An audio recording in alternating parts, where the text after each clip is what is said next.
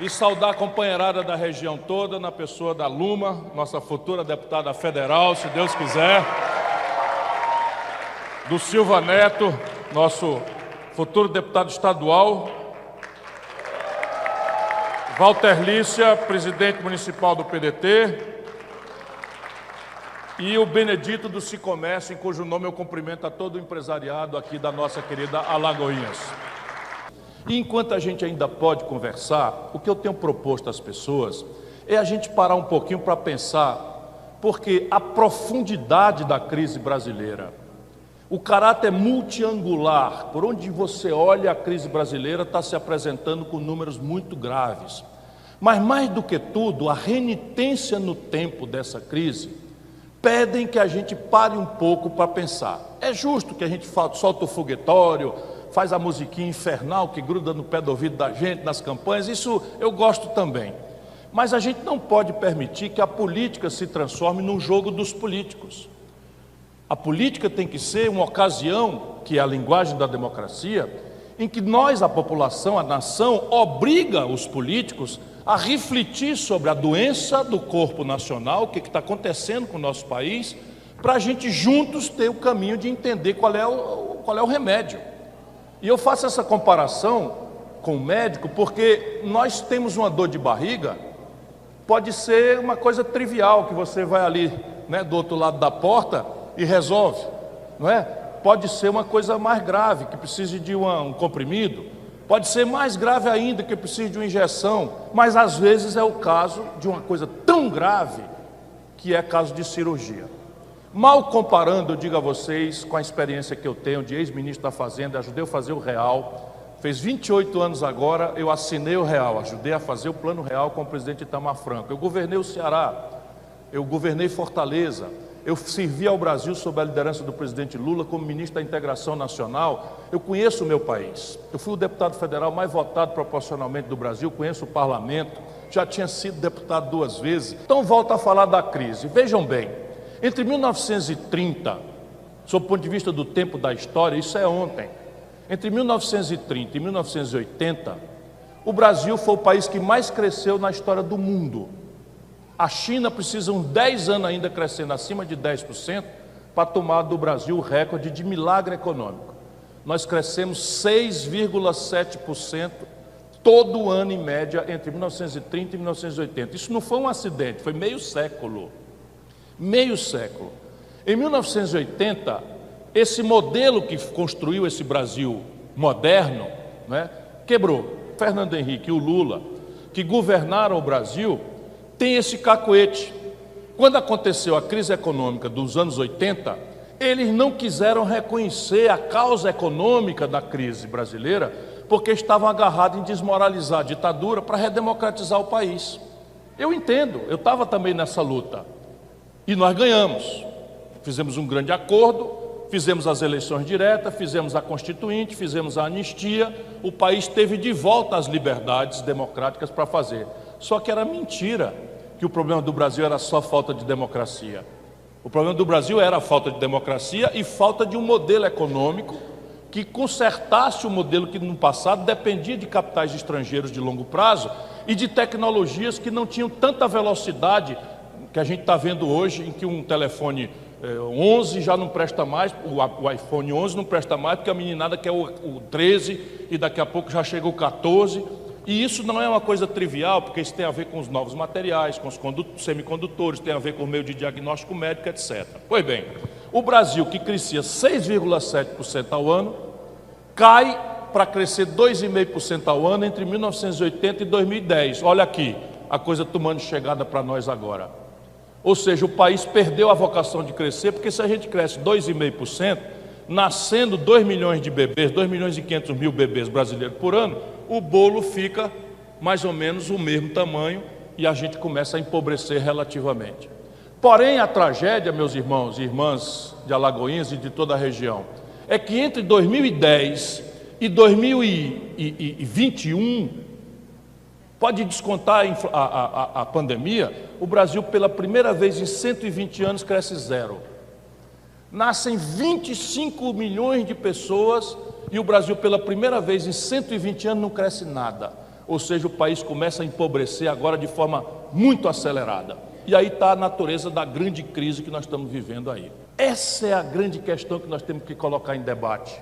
Eu sustento que nós estamos proibidos de crescer porque nós adotamos um modelo econômico errado. Vamos ao cenário do consumo popular.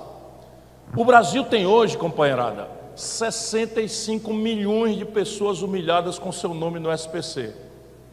O nosso líder daqui do comércio sabe o que eu estou falando. 65 milhões de pessoas banidas do crédito, banidas do crediário. Mas isso não é só no mundo das famílias. 6 milhões de empresas brasileiras, 6 milhões de empresas brasileiras, as pequenas especialmente, as médias, mas as grandes também, estão no Serasa, que é o SPC das empresas. Botando 3 empregos uma pela outra, nós estamos falando de 18 milhões de empregos que estão com a faca no pescoço da antessala da falência. E o que é? As famílias brasileiras resolveram virar caloteira? O empresariado trabalhador, sério, honesto do Brasil resolveu ser caloteiro? Isso não é verdade. A causa disso é o modelo econômico que impõe ao brasileiro que produz e ao brasileiro que trabalha, ao empresário e à família, a maior taxa de juros do planeta Terra há 30 anos.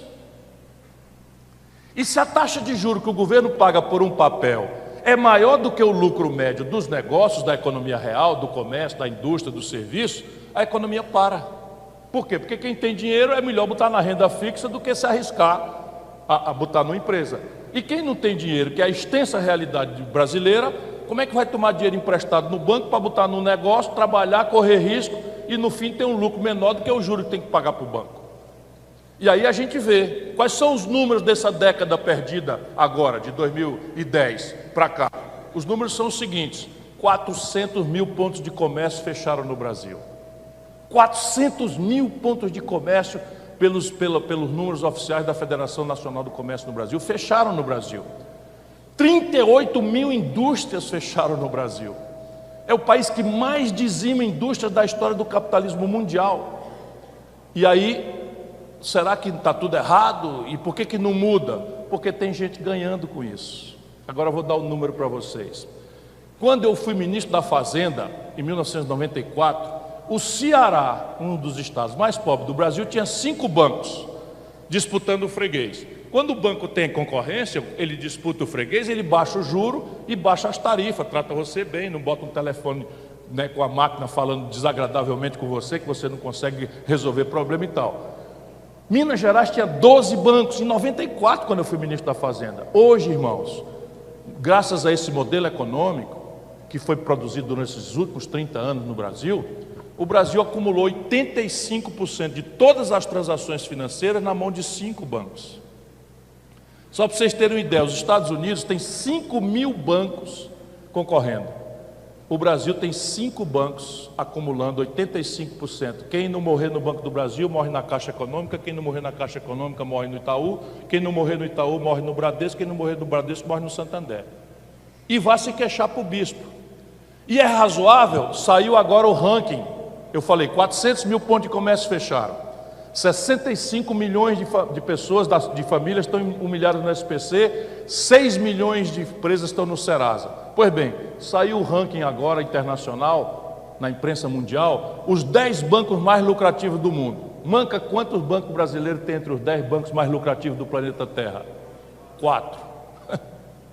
Nós temos 5 bancos, 4 deles estão entre os 10 bancos mais lucrativos do planeta Terra. Não tem nenhum inglês, nenhum banco alemão, nenhum banco chinês, nenhum banco italiano, nenhum banco francês, nenhum banco espanhol. E a nossa economia indo para o vinagre, aos pedaços, sem crescer, subdesenvolvida, bota 4 dos 10 bancos mais rentáveis do mundo. E eles dão as cartas. E compraram a política. Essa é a grande questão, compraram a política.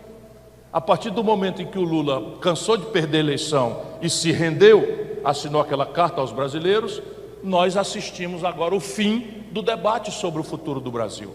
E isso é o que me traz aqui a Alagoinhas. Vou trabalhar de manhã, de tarde, de noite, pelo voto na hora própria, mas agora exijam, aqueles que não estiverem conosco, exijam que os seus candidatos reflitam sobre isso.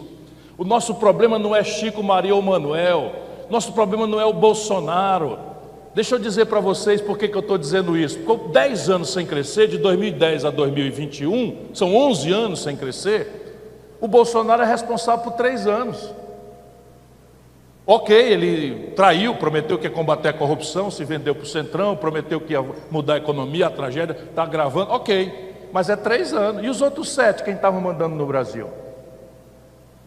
É para a gente pensar. Aí a gente vai para a eleição, negócio de paixão e ódio, parece que nós estamos nas antecedências da Segunda Guerra Mundial. Seu comunista, comunista é você é o fascista. Ô meu amor, o que é que vai resolver de botar comida no prato de alguém e a gente ficar se insultando de comunista e fascista? Duas ideologias vencidas ali na vitória da democracia na Segunda Guerra Mundial. Nós precisamos discutir juro, salário, emprego, infraestrutura, investimento público, qualificar a preparação do garoto brasileiro para a economia do conhecimento, do mundo digital. Como é que nós vamos garantir produtividade numa sociedade que tem 600 mil casos de malária por ano na Amazônia, que agora tem 4 vezes a média de morte que aconteceu na Covid do mundo? O Brasil tem 3% da população do mundo, morreram 11% das pessoas que morreram no mundo, morreram no Brasil.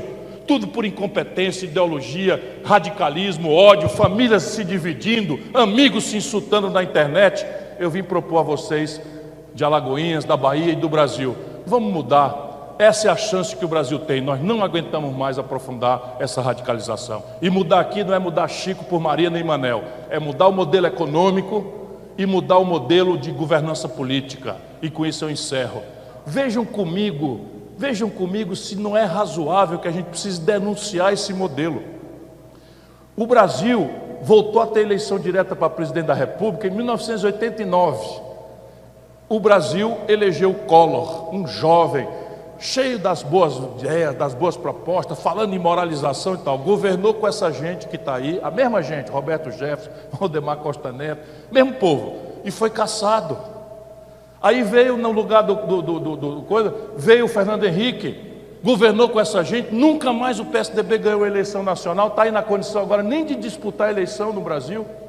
Aí veio o Lula, teve o Brasil na mão para a gente mudar, eu estava lá, eu ajudei a fazer o real. Eu quero ajudar o Brasil com meu esforço de me preparar, de ser limpo, de ser sério. Ninguém pega aqui no minha munheca, que eu nunca respondi por um mal feito de corrupção em 40 anos de vida, nunca respondi por nada errado, porque exemplo é mais importante do que palavra. Pois bem, o Lula governa com essa gente e vai bater na cadeia. Aí dá passagem para Dilma, que governa com essa gente e vai caçada. Aí vai caçada entre o Michel Temer, governa com essa gente e vai bater na cadeia. E agora o Bolsonaro governando com essa mesma gente, afiliou o partido do Valdemar Costa Neto, que era o homem que o Lula deu o DENIT para ele roubar, foi condenado e preso no escândalo do Mensalão. Pois é o homem que preside o partido do Bolsonaro, que prometeu que ia enfrentar a corrupção. Logo não vê que esse modelo está errado. Ele é a certeza, nenhum escapou, para não dizer que nenhum escapou, escapou um, aquele a quem eu servi como ministro, Itamar Franco, que resolveu governar com o povo, criou o Plano Real e saiu pela porta da frente, porque não aceitou governar com essa gente. Mudar o modelo econômico para valorizar quem produz e quem trabalha, associar o mundo da produção, o empresariado nacional brasileiro com o mundo do trabalhador, para que o êxito do negócio, o êxito da economia seja partilhado na forma justa com o mundo, com a sociedade. Educar nossos filhos, tomar as nossas crianças e adolescentes do apelo da ronda do narcotráfico e mudar o modelo de governança política para que a decência volte a se instalar na presidência da República, que não pode mais ser testa de ferro de bandido e de ladrão, como está acontecendo hoje no Brasil. Muito obrigado a todos pela atenção e peço perdão porque eu tenho que pegar a estrada para correr. Obrigado a todos. Quer?